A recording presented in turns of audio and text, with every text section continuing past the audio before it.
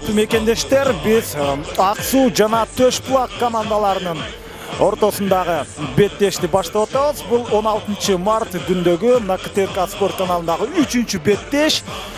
Биз азыр Аккула ат майданында Көкбөрү федерациясы тарабынан уюштурулуп жаткан Ноорус майрамына карата 8-1 финалдагы оюндарды көрүүдөбүз. Бул жерде мына сары жана көк кийимчен эки команда. Төш Булак бул албетте көк кийимчендер, ал эми сары кийим менен ушул алардын атаандаштары Аксуу командасы. Бул эки команда албетте буга чейинкидей Сары Өзөн менен ил бирсикинде чоң айырмачылык болбойт деп ойлойм. Анткени деңгээли жагынан бири-биринен анчалык өтө бири-бирине деңгээли жагынан айырмаланат деп айтуу кыйыныраак. Бирок чындыгында оюн кандай жүрөрү биз жеринен бул беттешти көрүүдөбүз. Ал мына оюндун жүрүшүндө гана белгилүү болот. Эки командадан азыр 4төн команда оюн талаасына чыгып, ал жерден беттеш баштала турган мезгил дээрлик келип калды. Ал ортодо биз команданын оюнчулары менен тааныштырууну баштайбыз. Төш Булактын командасы, Төш Булактын курамында бул көк кийимчендер. Булардын курамдагы оюнчулар Турар Мамбетов биринчи катар саны менен, эң жашы улуу оюнчулардын бири. Мындан улуу бир гана оюнчу бар, азыр ал тууралуу айтабыз. Ага чейин 1982-жылы өтөрүлгөн бул Турар Мамбетов. Экинчи катар санда Рашид Кутманкулов, үчүнчү Таласбек Кыдыков, төртүнчү Кенжебек Жакыпов. Ошол замат азыр чабуул улантылды жана Аксуу командасынын оюнчусу Дамир Райымбаев Апу Арзыматов мына ушул Фунтик аттуу аты менен чабуулга барып эсепти ачканга аракетин жасоодо. Дал ушул чабуулдан кийин гана биз курам менен тааныштырып баштайбыз. Биз караган ракурстан бул жерден албетте улак көрүнбөй калды, бирок дагы деле улак Апу Арзыматовда жүрөт. Арзыматов оңой менен улакты атаандаштарына берчүдөй түрү жок. Ал мезгилде улак оюн талаасынан сыртка чыгып кетти. Демек дал ушул жерден эми Төш Булак командасынын тай казанынын жанындагы тегерек аралыктан албетте оюн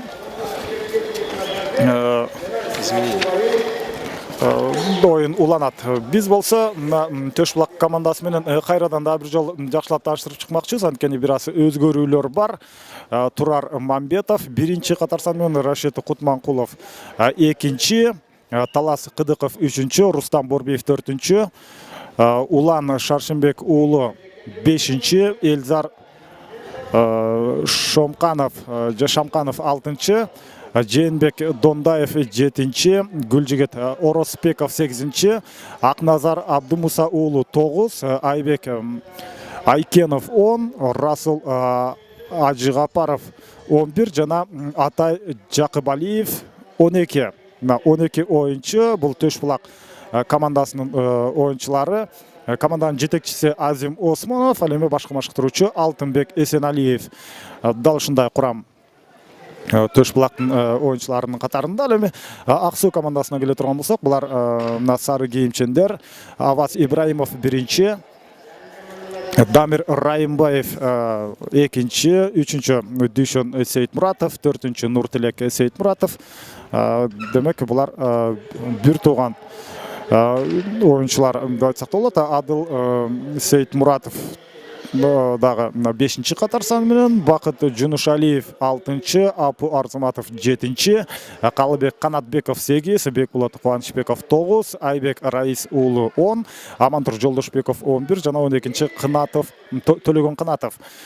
Команданын жетекчиси Искендер Кадыркулов, ал эми Жанат Осмонкулов болсо башкы машыктыруучу. Биз албетте оюнчулар менен бул жерде таанышып алдык. Албетте бул 12 оюнчунун баары оюн талаасында эмес, ар бир командадан болгону 4төн, бирок уламдан улам булар алмашып ушундай оюнду жүргүзүп турат. Дагы деле болсо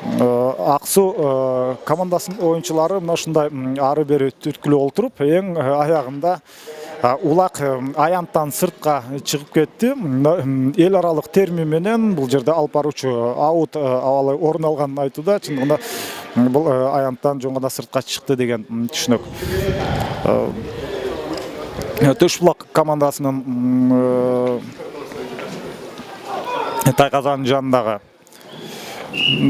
атайын белгиленген аймакка улак ташталды. Эки командада тең бирден оюнчу чыгып, улакты жерден көтөрүп кетүүгө болгон аракетин жасайт. Төшбулактан чыккан оюнчу Гүлжигит Оросбеков 1997-жылы төрөлгөн эң жаш оюнчулардын бири. Анын атынын ысмы ушундай Жорго. Ал мезгилде Айбек Раис уулу улакты өз карамагына алып, жогорку ылдамдыкта баратат. Ага каршы болгону бир гана атаандаш бар. Ошол атаандашты албетте коргонууга анын өнөктөшү алышы керек болчу. Айбек Раис уулунда дагы деле улак, бирок Турар Мамбетов ага мына каршылык көрсөтүп, колунан улакты жулуп алган болгон аракетин жасоодо. Жана улак кимдин колунда калат? Мына ушундай суроо бар. Ал мезгилде Айбек Раис уулу кайрадан улакты өз карамагында алып калды. Улакты өзүнө ыңгайлуу кармап жаткан учурда өзүнүн аты мына Көк ат. Мына ушундай Көк ат ысымдуу бул Айбек Раис уулунун жана Көк аттын ылдамдыгы. Мына ушундай куйругун түйүп алган бул оюнчунун аты ушундай жогорку ылдамдык менен келди. Көк атты дагы бир Көк ат тозуп чыкты десек болот. Бул албетте Төшбулактын курамындагы оюнчу тоскоолдук жаратканга аракет жасады. Жана экинчи упай бул жерде берилип калабы. Анткени Айбек Раис уулу улакты өзүнө абдан ыңгайлуу алып алган. Бул Аксу командасынын оюнчусу дал ушул улакты өз карамагына алгандан кийин оңой менен атаандаштарына улакты берип койбогон ушундай өжөр оюнчулардын бири деп айтсак болот. Дагы деле талаш жүрүүдө, абдан жогорку темпти кармаган оюнду көрүүдө. Мындайда албетте оюнчулар да бат чарчайт, аттар да бат чарчайт, бирок дагы бир өзгөчөлүк дал ушундай мезгилде гана чындап бардык оюнчулар оюндун кызуусуна кирип, абдан кооз чарчаган чалыкпаганын сезбестен албетте оюн уланышы керек. Ал мезгилде дагы улак аянттан сыртка чыгып кетти. Андыктан эми ортолук бөлүктөн жерден улакты өйдө көтөрүп алуу аракети ишке ашат. Мына ортодогу калыс азыр улакты күтүп жаткан мезгили. Аны Атай Жакубалиев 1997-жылы төрөлгөн. Азыр 23 жаштагы оюнчу оюн таласына таштады. Эки командада мына Аксудан Төлөгөн Кынатов чыкты. Ал эми 8-чи катарсында ойногон Төшбулактын оюнчусу Гүлжигит Оросбеков.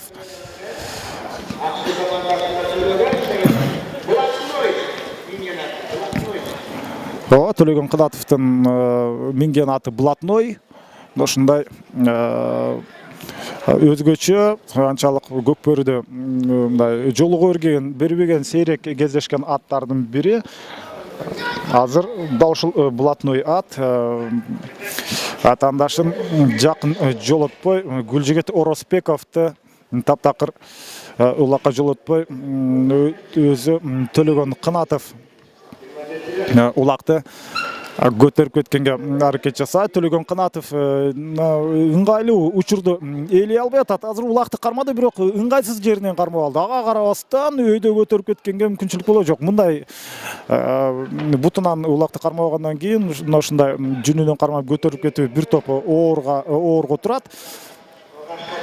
Ага албетте каршылык көрсөткөн ошол Оросбеков, Гүлжигит Оросбеков 1997-жылы төрөлгөн. Ал эми Төлөгөн Кынатов 1988. Демек 9 жаш айырмачылык бар. Бул жаш айырмачылыктан мурда эң башкысы кимиси азыр ыңгайлуу позицияны ээлесе, мына ошол оюнчу улакты көтөрүп кетмек. Ал мезгилде ортодогу калыс булардын убактысы бүтүп калганын мына белгилеп, ошол замат кезектеги кийинки оюнчуларды чыгарды. Деми Атай Жакыбалиев жана Амантур Жолдошбеков. Азырынча эсеп сандары 1-0. Мына ошол бир жолу улак тайгаздандан орун алган болсо, аны ишке ашырган ушул Амантур Жолдошбеков. Амантур Жолдошбеков өзүнүн атаандашы Жакыбалиев улакты алып жатканда артынан түртүп, Амантур Жолдошбеков кайрадан улакты такымга басып баратканда, мында албетте бир учурда эки аракетти ишке ашырыш керек болуп калды. Эмне үчүн? Анткени улакты ошол такымга басып жаткан учурда ошол замат ал аттын тизгинин да толук ээлик кылыш керек болчу. Ошол аттын тизгинин кармайм деп улакты түшүрүп алды. Андыктан эми атайын белгиленген чийиндин ичинде улакты жерден көтөрүп кетүү үчүн болгон аракет жасалууда. Байкашымча, бул жерде Төшбулак командасынын оюнчусу улакты жерден көтөрүп кетти. Бирок тайказанда албетте айланып өтүп кетишти дагы. Бул жерден ошол Рустам Борбиев улакты өз колунда кармап калбастан белгиленген аяттан сыртка чыгып бараткан учурда жерге таштап кетти. Эми кийинки оюнчулар кайсы оюнчу азыр улакты жерден көтөрүп кеткенге мүмкүнчүлүк болот. Төшбулактын оюнчусу толугу ишенимдүү кармады, бирок аттар улактын башка жагынан буту менен басып алгандыктан аны көтөрүп кетүү анчалык ишенимдүү болуп чыккан жок. Улак үчүн болгон күрөш уланат.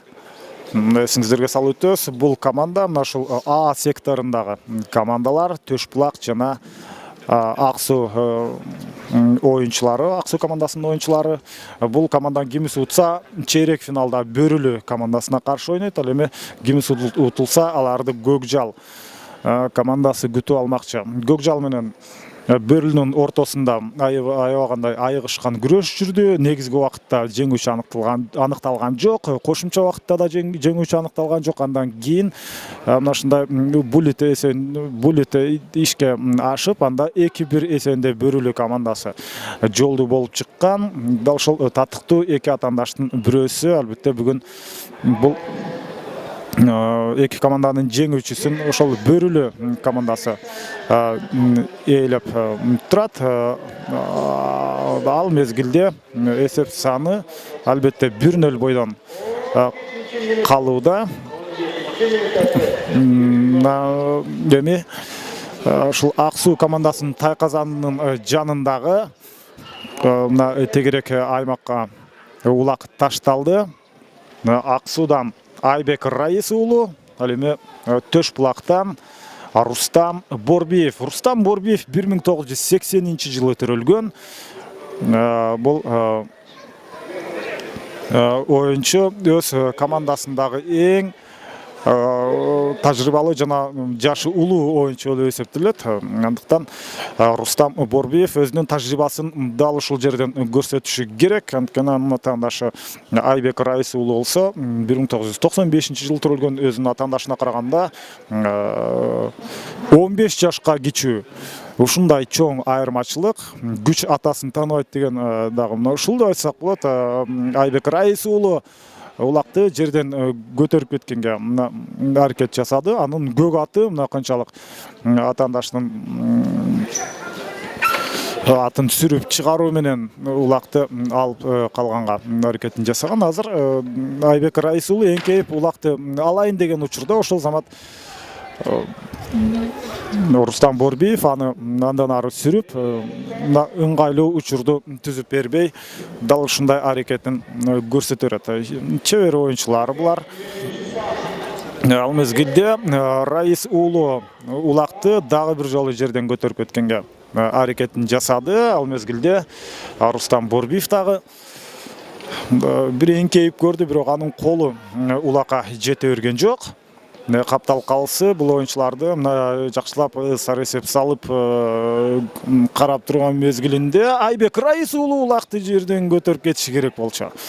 Бал бир аз шашып койду, анткени натандашы Борбиев жакын келип калгандай сезилген. Чындыгында дагы бир жарым секундта кененирээк ойлонгонго убактысы бар болчу. Булардын мына белгиленген мөөнөтү соңуна чыгып, кийинки оюнчулар мына аянттын ичине кирет. Бул Нуртилек Сейитмуратов 1997-жылы төрөлгөн 23 жаштагы оюнчу. Атандашы Талас Кыдыковго каршы чыкты. Бул жерде да бир топ айырмачылык бар. 16 жаш. Нуртилектин минген аты мальчик. Мына ушул бул Нуртилектин минген атын мына бир караганда мына ушундай балакай экени көрүнбөйт. Нуртилек мына ыңгайлуу улакты кармаганга жетише алды. Азамат мына эки колу менен көтөрүү менен өзгөчө мына сейрек кездешкен учур. Көбүнчөсү мына бир кол менен тартышат. Ал эми бул ошол замат эки кол менен тартып Нуртилек Сейитмуратов жаңы гана аралыкты кыскартып кеткенге аракет жасады эле. Ал учурда Аваз Ибраимов улакты ишенимдүү өз карамагына ала алды. Жогорку ылдамдыкты бул жерде жасаш керек. Өзүнүн өнөктөшү мына каршы Апу Арзыматов жакшы коргонууга өттү эле. Эң башкысы Тайказанга бараткан учурда жолунан эки оюнчу тосуп чыккан. Улак кайрадан жерге түшүп калды. Төш булак оюнчулары улакты өз карамагына алып, эми алар карама каршы Тайказанды көздөй жөнөшү керек. Жана биринчи тайм ал учурда соңуна чыгып калды. Эми гана чабуулга чыгып жаткан учурда Төш булак эсеп сандарын теңегенге аракетин жасамак, бирок 1-0 эсебинде биринчи 20 мүнөттүк соңуна чыкты. Биз албетте тыныгуудан кийин сиздер менен экинчи бөлүктө жолугабыз.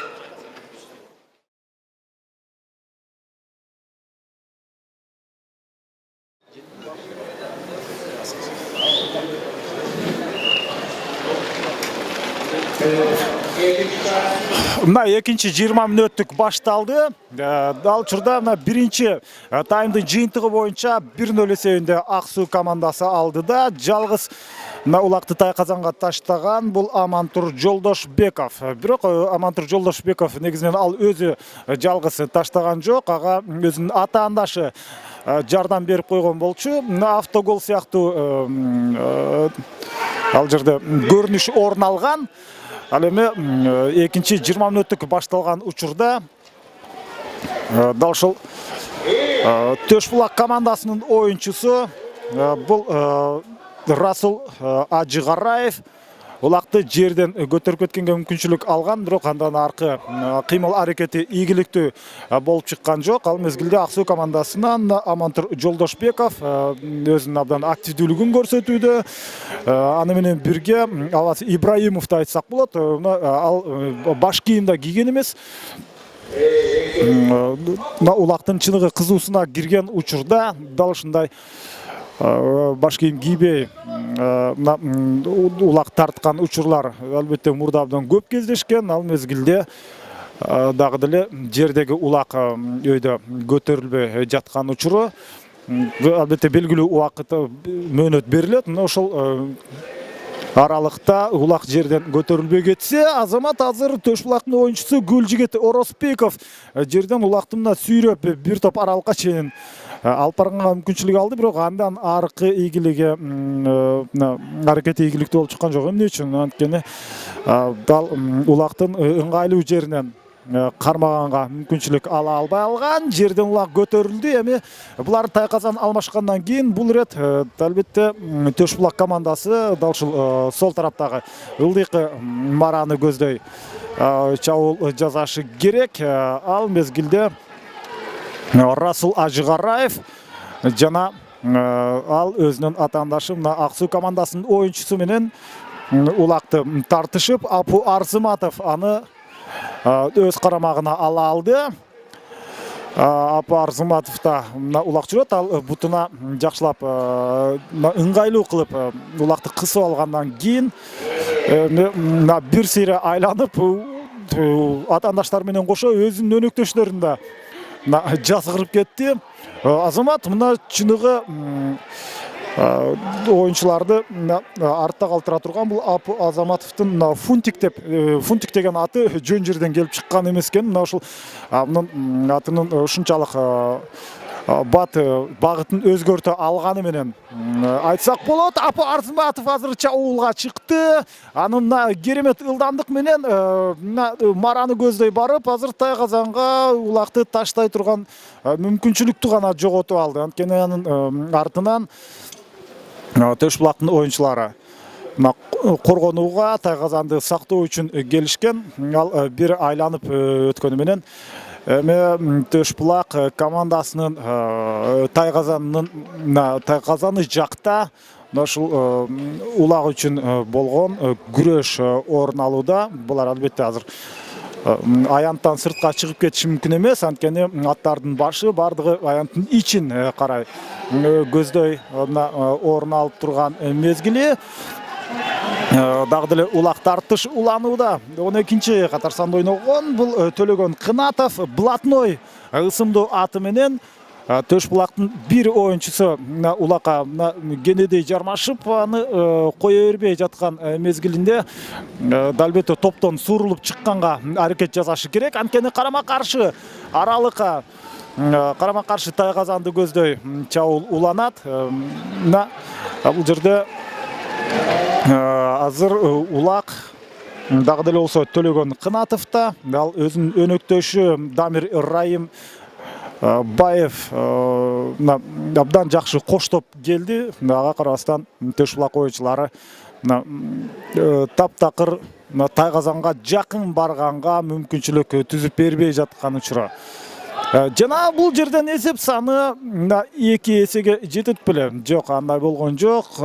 Төш булак оюнчулары коргонууда абдан мыкты ойноп жатат. Албетте ачык айтып коюш керек. Негизинен Төш булак командасынын курамында бир топ жаш оюнчулар да бар. Андан сырткары тажрыйбалуу дагы азыр эсеп бул жерде эсеп анткени мына калыстын кол жаңсоосунан бул көрүндү. Ал эми бул упайды ишке ашырган делсе 2-0 Дамир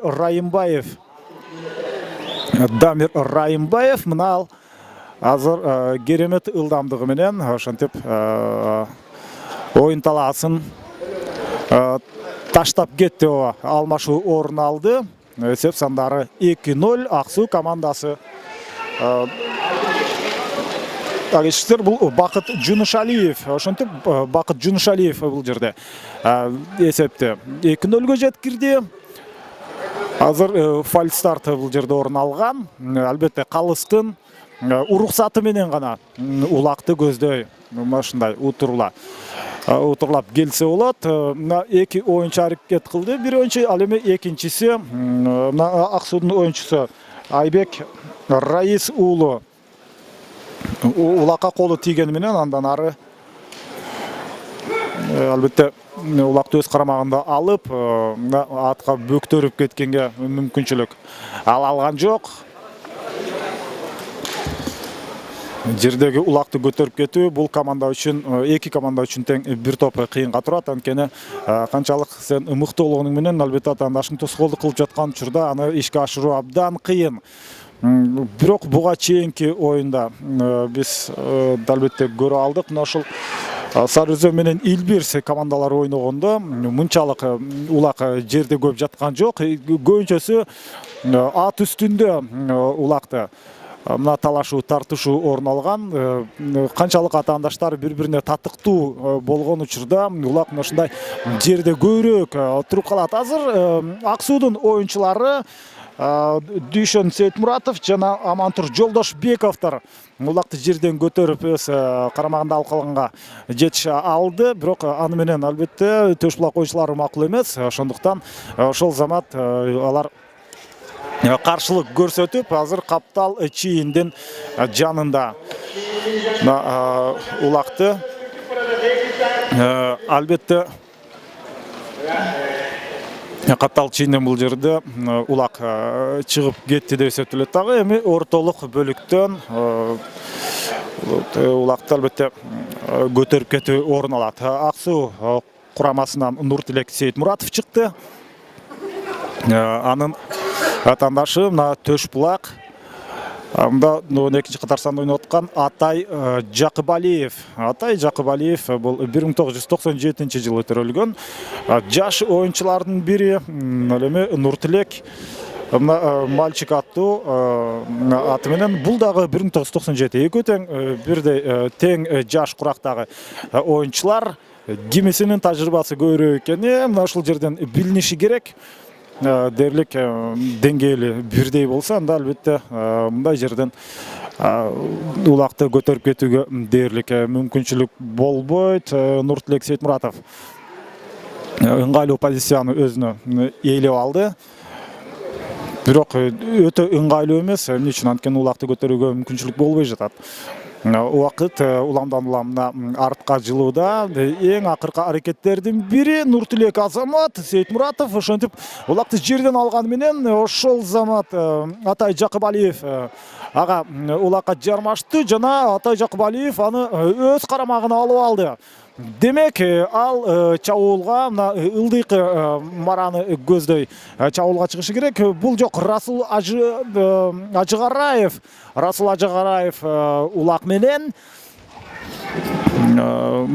бир сыйра айланып, аттар ыңгайсыз абалда калган учурда Тайгазанга жакын барды. Тайгазанга жакын барганы менен Ак Суу оюнчулары эсепти теңегенге кыскартканга албетте мүмкүнчүлүк берчүдөй эмес. Азырынча 2-0. Мына Бакыт Жунушалиев экинчи 20 мүнөттүктүн алгачкы мүнөттөрүндө эсепти 2-эсеге жеткирген. Ага чейин биринчи 20 мүнөттүктө Амантур Жолдошбеков Тайгазанга улакты таштаган болчу. Азыр эсеп сандарын кыскартканга Төшбулак оюнчулары экөө жакын келип улакты ортого алып, эки өнөктөш ортолук экөөнүн ортосунда улакты кармап калган, бирок анысы дагы ийгиликтүү болбой, эми Ак Суу командасынын Тайгазанын жанында улак үчүн болгон күрөш орун алууда. Ал учурда Ак Суудун оюнчусу Бакыт Жунушалиев улакты өз карамагына алды жана Малыш аттуу аты менен бул жерде жөн гана өзүнүн өнөктөшүнө улакты берип койгондой көргөн чындыгында улакты атаандашы өз карамагына алып алды. Демек, бул оюнчу өзү жалгыз эсеп сандарын кыскартканга болгон аракети жасаса, ал дагы кайрадан улакты өз карамагында алып кала албай, улак үчүн болгон күрөш дагы деле Ак Суу командасынын марасынын жанында орун алууда. Улак жерде, аны көтөрүп кетиш керек. Жакшы мүмкүнчүлүк Айбек Раис уулунда түзүлдү, бирок ал дагы ала алган жок. Ушундай абдан кызыктуу беттешти бул биз азыр көрүп жаткан мезгилибиз. Кызыктуулугу ушунда, абдан жогорку темп, жакшы ылдамдык, эки команда дээрлик бири-бирине шайкеш, албетте эки упай айырмачылыгы менен Ак Суу командасы алдыда, бирок мындай оюндун кызыктуулугу, көзгө толумдуулугу бизге байкалып турат. Бул ушул 2000 Норус майрамынын 2016-жылкы 21 боло турган Норус майрамына карата уюштурулуп жаткан мелдеш Көкбөрү федерациясы ошол турнирди уюштуруп, мында 16 команда катышууда. 8ден 1 финалдан ага чейин тандап алуу оюндары болгон. Алар 13 мартта эле башталган. Ал эми бүгүн 15 мартка 4 оюн белгиленген. Алардын алгачкысы Бөрүлү менен Көкжал ортосунда болду. Андан кийин Сары Өзөн менен Илбирс ойноду. Бөрүлү, Сары Өзөн командалары чейрек финалга чыкты. Азыр Ак Суу менен Төшбулактын ортосунда. Булардын албетте жеңүүчүсү ошол чейрек финалга чыгып, Бөрүлү командасы менен ойнойт. Андан сырткары жеңилип калган команда болсо Көкжал oyunchulari менен туш келет. Мына ортолук бөлүктө аянт ичинде азыр улак турган мезгили.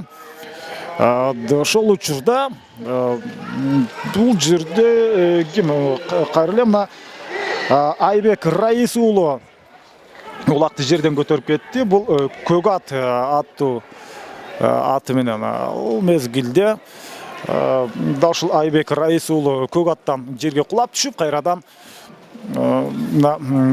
атына минип оюн таласын таштап кетти. Анын ордуна жерге кулап калгандан кийин ошол замат алмашууга башка оюнчу чыкты. 3-чү упайын ишке ашыруу үчүн азыр Ак суу командасы келатат. Бирок анын аты албетте ушундай марага түз келбестен аны кыйга өтүп, тескерисинче өзүнө тоскоолду кылып калды эле. Төшбулак командасынын марасынын жанында улак үчүн болгон айыгышкан күрөш жүрүүдө. Эң башкысы кимиси кайсыл жерден ыңгайлуу позицияны ээлейт. Азыр 3-чү катар санда ойногон Дүйшөн Сейитмуратов өзүнүн өнөктөшү аркылуу ойноп келди. Эң башкысы албетте Тайказанга улакты таштаганга гана мүмкүнчүлүк болбой жатат. Дүйшөн Сейитмуратов менен Аваз Ибраимов экөө жакшы өнөктөш болуп Тайказанга улакты таштаганга жакын барды эле. Азыр мына чапкенде жабышып Турар Мамбетов. Бул 1982 жылы төрөлгөн. Азыркы учурдагы мына 34 жашка таяп калган оюнчу. Бирок дагы деле болсо азыр мүмкүнчүлүктү колдон чыгарбай бул Апу Арзыматов экен. Мына Апу Арзыматов Фунтик ысымдуу аты менен. Чындыгында биз Ак суу командасынын бул чабуулу деп айтсак болот. Чабуулу ийгиликтүү боло элек, качан ийгиликтүү болот. Азыр эң башкысы улакты өз карамагында алып калышы керек. Жана ал ишенимдүү өз карамагында алып калды. Апу Арзыматов жок, бул жерде ал эмес. Амантур Жолдошбеков өзүнүн атаандашынан айланып өткөнгө аракет жасады. Айбек Айкенов ага мүмкүнчүлүк түзүп берген жок. Мына бир нече мүнөттөн бери Ак суу командасы улакка ээлик кылууда, бирок Тайказандын жанына келген менен аны ишке ашыруу, 3-чү упайды алуу өз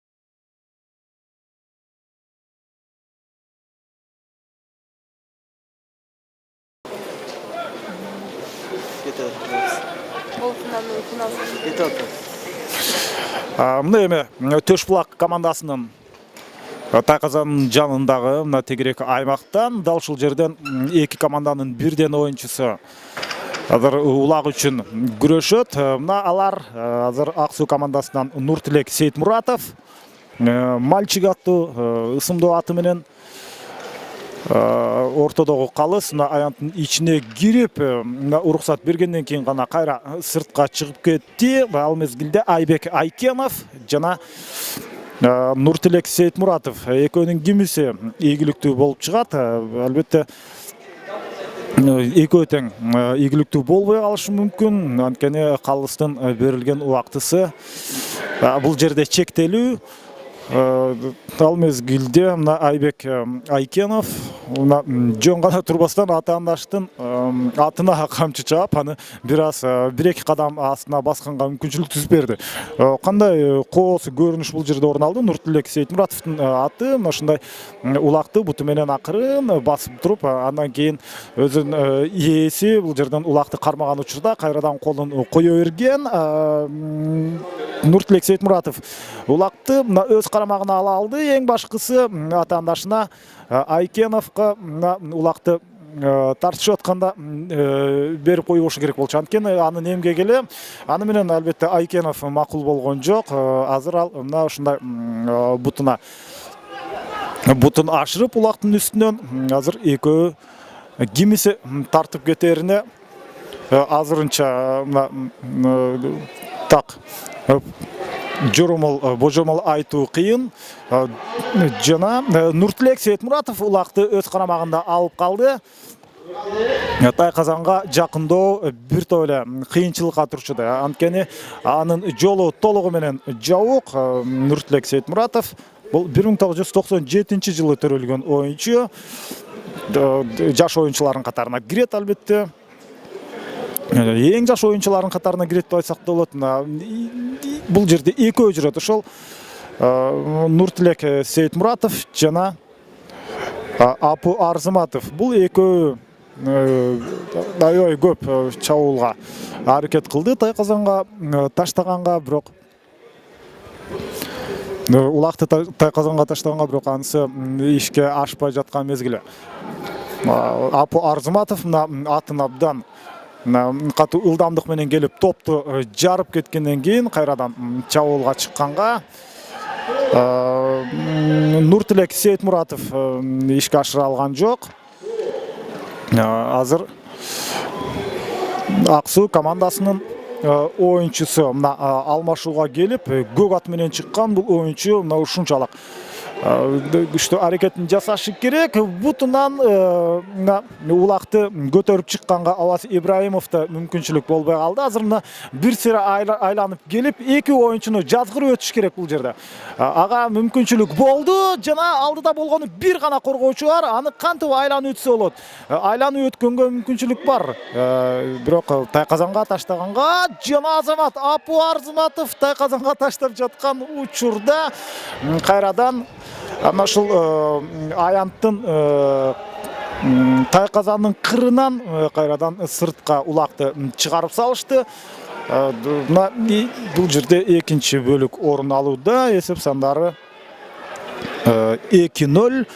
Бирок Төшбулак командасы эсеп сандарын кыскартканга караганда Аксуу командасы 3-чү упайды алып, эсеп сандарын мындан да көбүрөөк абалга жеткиргенге жакыныраак болуп жаткан мезгили. Улак үчүн күрөш кызыктуусу мына ушунда. Бул көбүнчөсү улак жерде жатпай, ушул ат үстүндө талаш жүрүп келет. Ошентип экинчи бөлүк дагы соңуна чыкты. Эсеп саны 2-0. Аксуу командасы ар бир таймда бирден упай алды. Бул стабилдүү көрүнүш, бирок бул беттештин тагдыры чечиле элек. Ал кийинки 3-20 мүнөттүктө билинмекчи.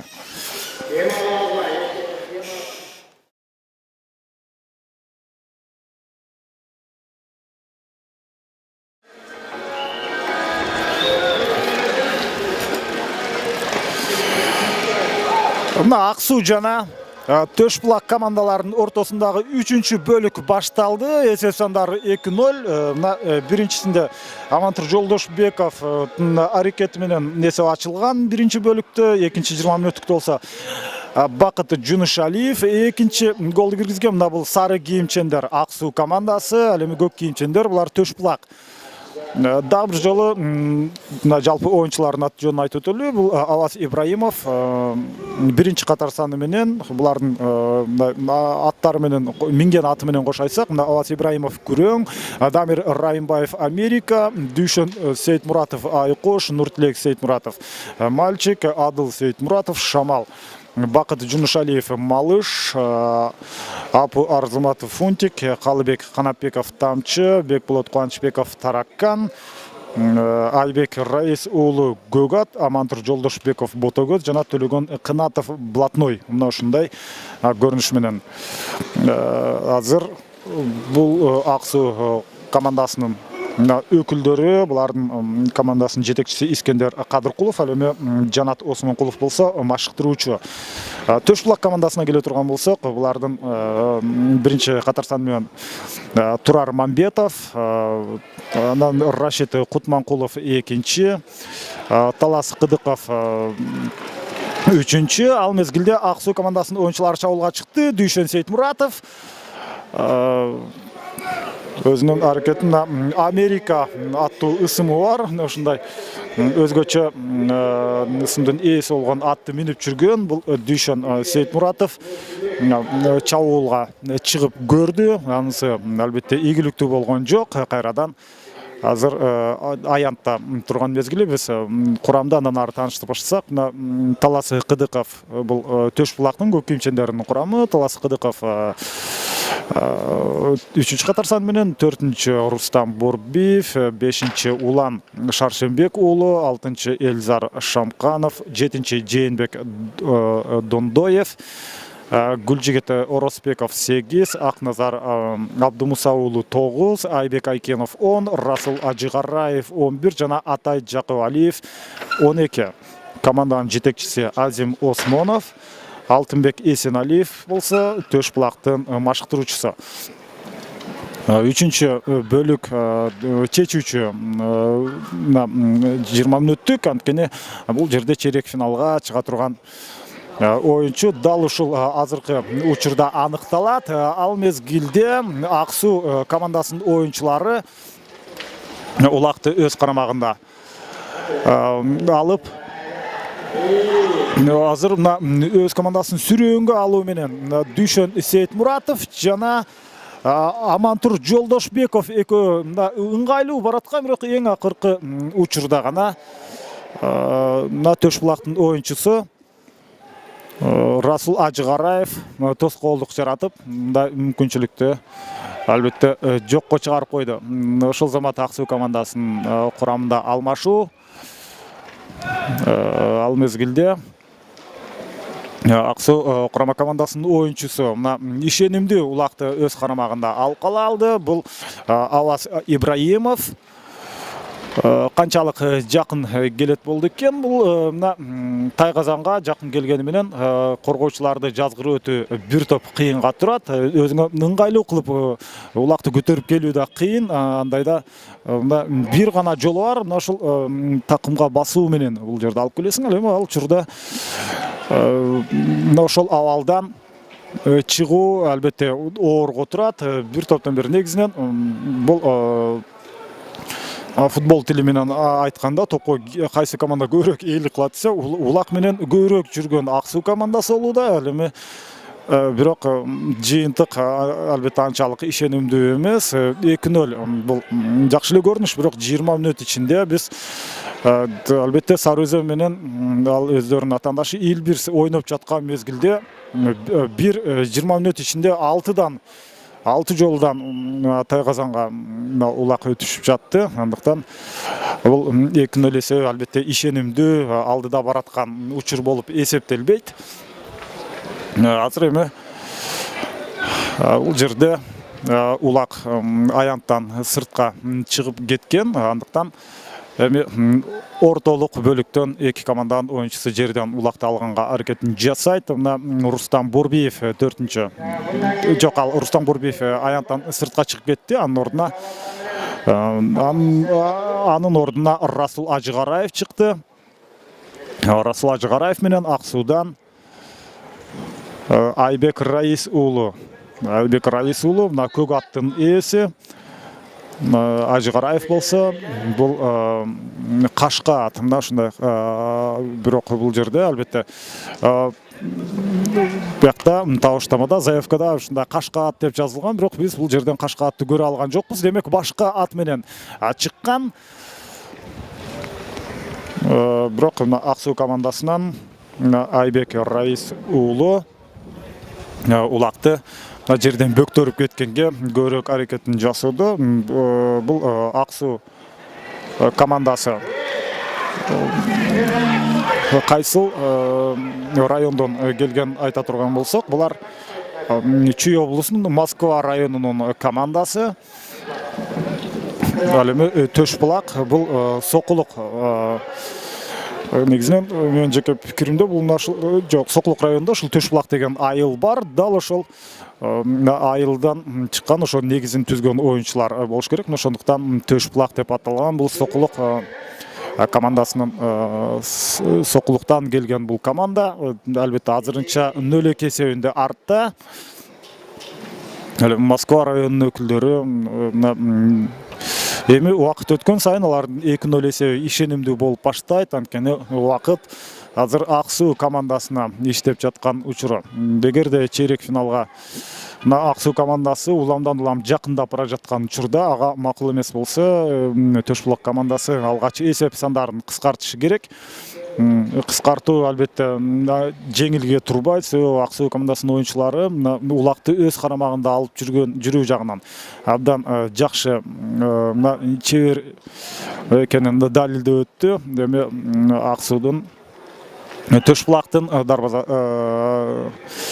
тайказанынын жанында ошол жерде тегерек чийилген аймактын ичинде эки командадан тең бирден оюнчу жерден азыр алып барчу жерде айтып атат. Жекеме-жеке. Чындыгында бул жекеме-жеке дуэль деп айтсак болот.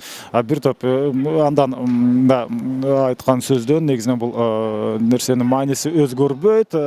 Айбек Айкенов жана Нуртилек Сейитмуратов. Нуртилек Сейитмуратов мальчик деген аты менен азыр жерден улакты кармаганга бир аз мүмкүнчүлүк болду эле. Бирок ошол замат Айбек Айкенов Байтерек деген аты менен чындыгында Байтеректе болгон ушундай бир чоң кооз аттардын бири бул Айбек Айкеновдуку. Эми калыстын берилген убактысы дагы албетте чеги бар. Ал соңуна чыгып кала турган болсо, кайрадан улакты кармаганга Нуртилекте мүмкүнчүлүк болду. Бирок ал андан ары жок дегенде ошол белгиленген чийиндин сыртына чыгып кеткенге дагы мүмкүнчүлүк ала алган жок. Мына бийиктете аттын үстүнө чейин көтөрүп, Нуртилек Сейитмуратов өз карамагына улакты алып алды. Эми бул Сейитмуратов үчүн, Нуртилек үчүн эң башкысы негизи Ак Суу командасы үчүн албетте сөзсүз түрдө улакты тайказанын ичине таштоо эмес. Ушинтип күрөшүп жүрө бере турган болсо деле убакыт өтө берет. Ал учурда ошентип эсеп саны 3-0 жетти. Бул жерде мен так бир оюнчу тайказанга улакты таштады деп айтуу дагы кыйын. Эң башкысы ошол Нуртилек Сейитмуратов, андан сырткары Бакыт Жунушалиев. Ушул экөө бул улакты алып тайказанга таштады. Бирок мен оюмча, эгерде бир оюнчунун аты жазыла турган болсо, анда Нуртилек Сейитмуратовдун атына жазылышы керек. Дал ошондой Нуртилек Сейитмуратов 3-0 эсебин каттады. Бул чейрек финалга чыгуу үчүн болгон чоң билдирүү дал ушул жерде орун алды деп айтсак болот. Эми кезектеги улакты албетте ордунан көтөрүп кетүү үчүн болгон аракет. Азыр албетте калыстын уруксатысыз булар чабуулга чыгып кетти. Андыктан кайрадан экинчи аракет менен келип, бул жерде биринчи улакка ким жетет деген маселе эмес. Улакты жерден албетте ким көтөрүп кетет деген учур өзгөчө көрүнүш орун алды. Айбек Раис уулу улакты кармап, ал эми улакты атаандаштын оюнчусунун аты басып алгандыктан ал аттан түшүп калып, андыктан мына азыр жөө оюн талаасынан Айбек Раис уулу чыгып бараткан учуру. Негизинен Айбек Раис уулу ошол буга чейинки 2 бөлүктө жана 3-чү бөлүктүн алгачкы мүнөттөрүндө деле жаман оюн көрсөткөн жок. Жакшы оюн көрсөттү. Анын командасы утуп аткан учуру. Азыр ал каптал чийинден гана өзүнүн атына кайрадан минип отурат. Ал учурда албетте анын ордуна башка оюнчу алмашууга чыккан. Улакты жерден көтөрүү эки команда үчүн тең бир топ оор которуучудай. Калыстын албетте ал убакытты карап турат. Андыктан биз калыс менен тааныштыруу турган болсок, бул Эсенгол Нураков.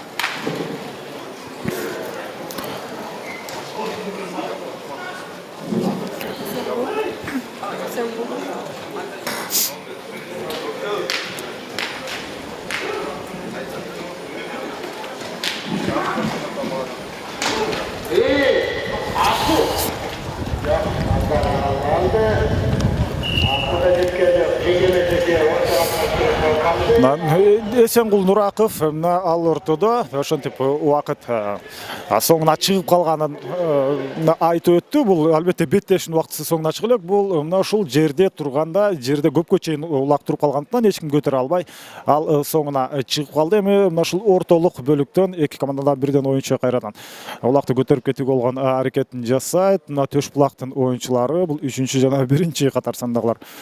Турар Мамбетов менен Талас Кыдыковтар ортолук бөлүккө улакты таштап берди. Ал мезгилде ушул акыркы ирет 3-чү ирет Тайказанга улакты таштаган Нуртилек Сейитмуратов азыр аянттын ичинде 4-чү катар саны менен жана Төш булактан дагы дал ушул катар сандагы оюнчу чыкты. Бул Рустам Борбиев. Рустам Борбиев менен Нуртилек Сейитмуратов. Нуртилек Сейитмуратов атаандашын Рустам Борбиевти аянтка жакын жолочуда эмес. Рустам Борбиев азыркы учурда бул 36 жашта, ал эми Нуртилек Сейитмуратов болгону бул жерде 23 жашта. Дээрлик 12 жашка улуу. Азыр Нуртилек мына улакты өз колуна ыңгайлуу алганга мүмкүнчүлүк түзүлдү. Эми өзүнө мына бутуна ишенимдүү кысып алгандан кийин эми Нуртилек Сейитмуратов кайрадан чабуулга чыгышы керек. Дал ошондой мына чабуулга чыкканга мүмкүнчүлүк болду. Ал өзүнүн өнөктөштөрүнүн албетте жардамын күтүп калды дагы. Чабуул үзгүлтүккө учураганы менен топ алардын өздөрүнүн карамагында. Эми ошол замат Апу Арзыматовго улак өткөрүлүп берилди. Апу Арзыматов ал өзүнүн мына ушундай фунтик аты менен азыр мына ушундай ылдамдыкты кошуу менен чабуулга баратат. Анын тегерек четинде толугу менен албетте Төш булактын оюнчулары. Демек бул жерден Тайказандан улак орун алышы бир дээрлик мүмкүн эмес. Ал учурда ушундай Тайказанды айлануу менен андан ары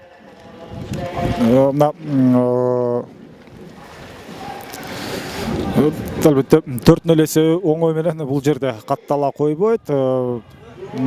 Төш булак командасы мына убакыт өткөн сайын алар акырындап мына чейрек финалга чыгуу мүмкүнчүлүгүнөн ажырап баратат. Бирок азыр жок дегенде мына азыр аларда мүмкүнчүлүк болушу керек эле. Ал ортодо улак жерге түшүп калды. Анткени Төш булак оюнчулары чабуулга чыкканга аракетин жасап көрдү.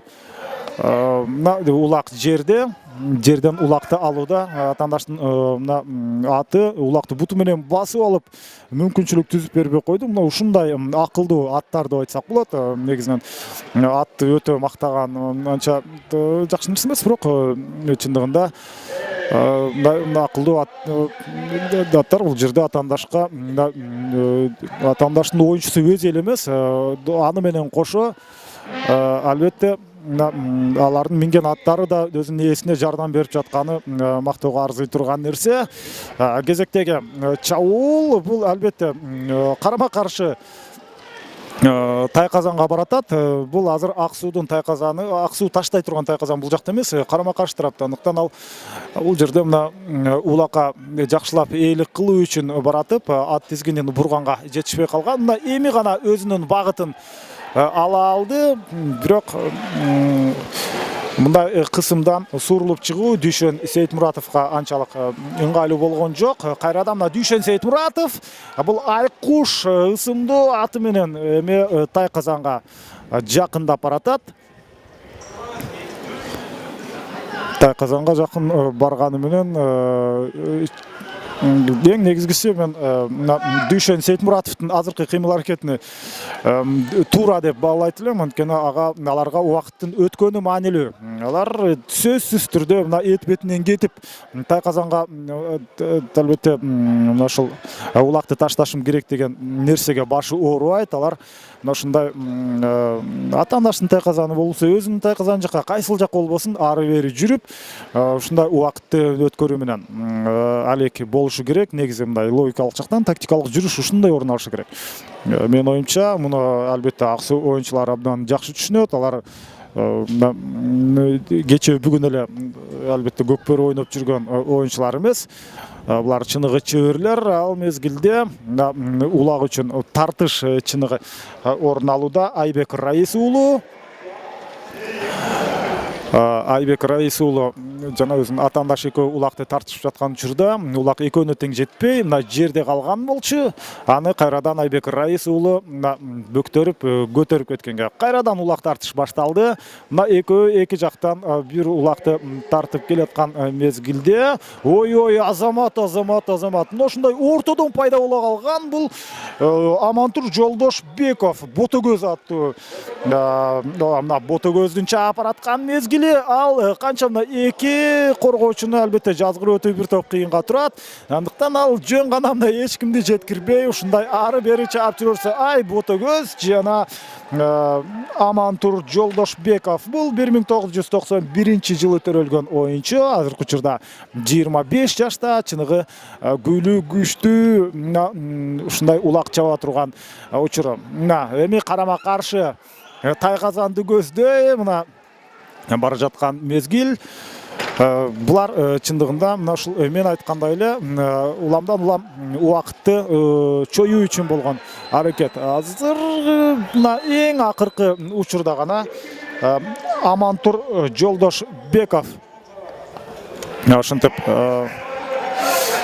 Амантур Жолдошбеков атты мына ушинтип өз карамагында алып жүрөт. Ал таптакыр эч кимди жеткизчү эмес. Ага каршы мына Айбек Айкенов мына чыныгы кооз улакты ушул жерден мына көкбөрүнү көрүүдөбүз. Анткени уламдан улам мына бир жерде чогулуп алып мына ушундай жердеги улакты өйдө көтөрө албай же ортодогу улакты бири-бирине ала албай жүргөндүн ордуна булар аттар дагы бир ыраазы болуп калды. Анткени мына ушундай жогорку ылдамдыкта ары бери чапканда аттын ээси менен кошо аттар да сүйнөт. Алар мына ушундай абаны жиреп келип мына ушундай бир кызып жакшы мына чуркап өздөрүнүн күлүктүгүн көрсөтүп алышты. Бирок уламдан улам эсеп сандары убакыты кыскарып барат. Андыктан 3-0 эсеби бул албетте толук ак суу командасы үчүн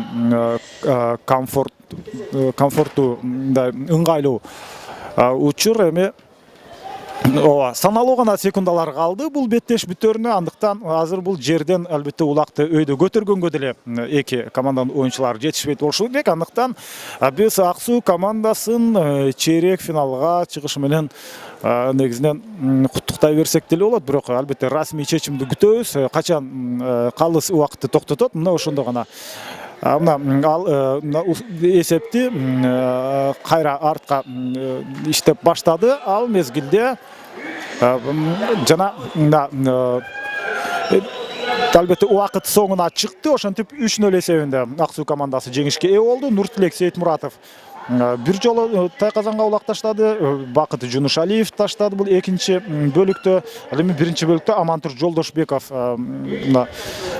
улакты Тайказанга таштаган. Андыктан ак суу командасын жеңиши менен куттуктайбыз. Ал эми Төш Булак командасына кийинки оюнда Илбирс менен ойногон учурда аларга ийгилик каалайбыз. Жок, бул жерде Илбирс эмес, Көкжал командасы менен ойнойт.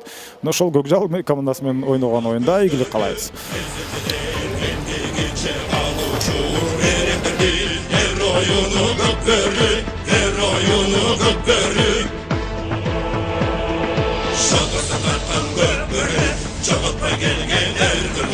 Çok ese atan ekenge, çalıp gelgen şerdimiz. Anmazın topunları turasın, kaltalan babalardın urasın.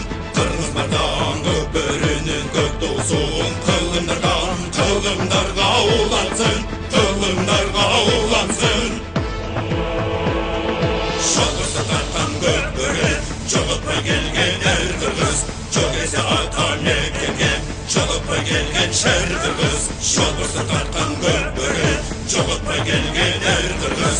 Çok ese atan ekenge, çalıp gelgen şerdimiz.